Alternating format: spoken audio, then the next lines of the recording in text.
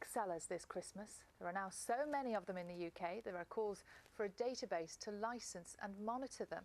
Steve Landells is from the British Airline Pilots Association. Also with us is Duncan Armstrong, who runs an aerial filming company. Gentlemen, thank you both very much. I wonder, Steve, if we might start with you. Perhaps you could outline the concerns that people have about the use of these drones.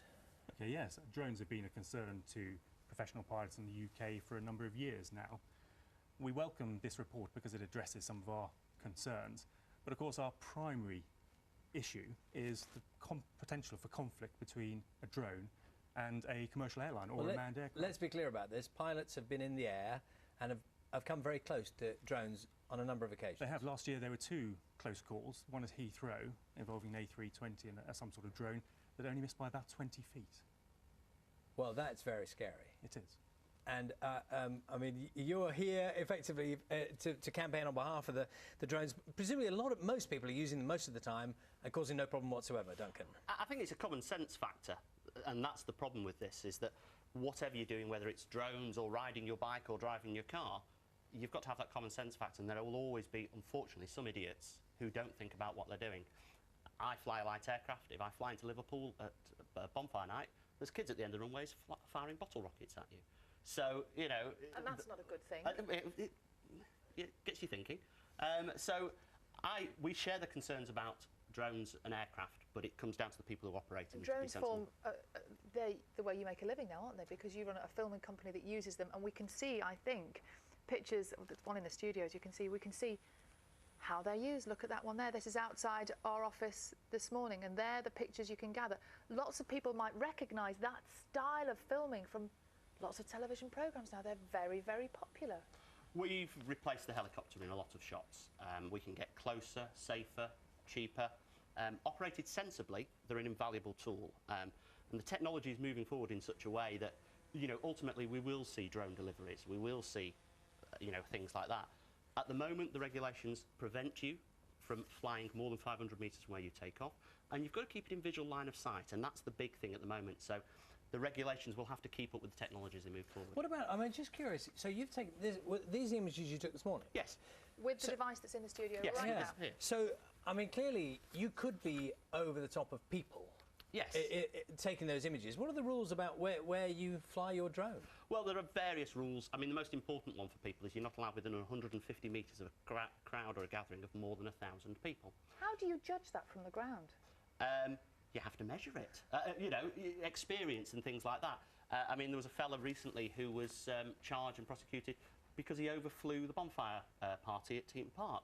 Well, it's fairly obvious that there's going to be a crowd of more than 1,000 people in a bonfire party at Teeton Park. So you just don't do it. So, Steve, what do you want done to try? I mean, you know, Duncan's at the responsible end of this, clearly. Yeah. What do you want done with the people who don't stick to those guidelines? Well, I think it's probably an education process needed. Our concern is you can go into shops on the high street now and buy one of these small quadcopters with a camera on, and they've got a lot of performance now, and they weigh about 1.5 kilograms.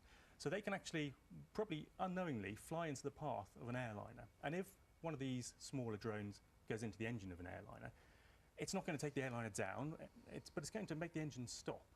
And that's reducing safety margins, and that's what professional pilots are concerned about. So we would like to see some form of education programme. Now, in the House of Lords report, they talk about tracing and tracking.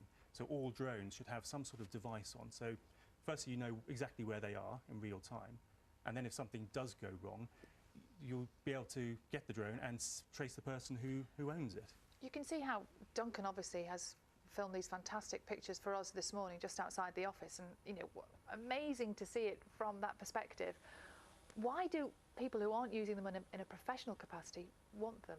Is it literally just for the fun of having them? And should there be a line drawn between whether you're using it professionally or as a hobby? Well, there is already. If you use them for commercial purposes, then you have to get a CAA permission.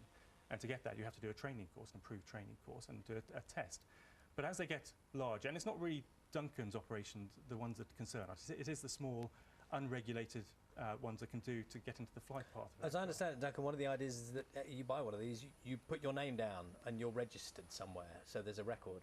What do you think of that? I think it would be sensible, but unfortunately the people who are going to cause the problems are the people who aren't going to register it.